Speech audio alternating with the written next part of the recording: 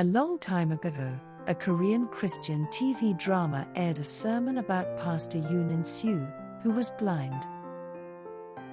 When he was 11 years old, he was tortured and lost his sight when he went to meet his father, who was captured by the communists. Then the war broke out in 1950, and he was forced to leave his home and live a miserable life as a refugee. On top of that, his mother became gravely ill. Under such harsh conditions, a young boy, blind as a bat, had to make a living selling newspapers and shining shoes in order to care for his mother, who was gravely ill. Even with the help of a friend, it was a difficult task for a blind young boy. One day, when he gladly gave his hard-earned money to his mother decided to separate the tithes from the money first. Seeing this, Yoon In-soo lashed out at his mother and responded with this: "Mother, God killed my dad and made me go blind. He made us flee our homes in the war, he lost all our possessions. He made my mother sick, and what has he done for us to deserve a tithe?" Then his sick mother squeezed her young son's wrist and said this: "In-soo, I regret that I lost my hometown and home. I regret that you lost your sight. It's sad enough that I lost my health, but if we lose God too, we'll really lose everything." Her words deeply touched young Yoon In-soo's heart.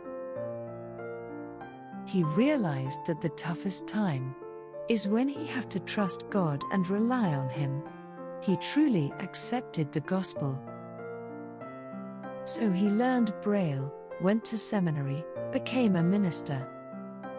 And he dedicated his life to prison ministry, to instilling faith in God in those who found themselves in the most difficult of situations. That's right. Even in the final moments when everything is lost, there is one thing we must never lose. That's what faith in God is all about. People say that if you lose money, you lose a little bit. But that if you lose your health, you lose everything. But you have to realize that losing God rather than losing health is losing everything. Even if there is nothing, with God, we can always start over.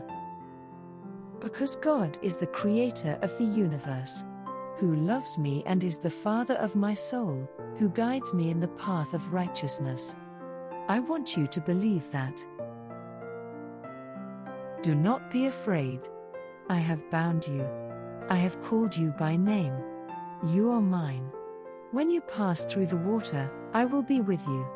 When you cross the river, the water will not sink you. When you pass through the fire, it will not burn you.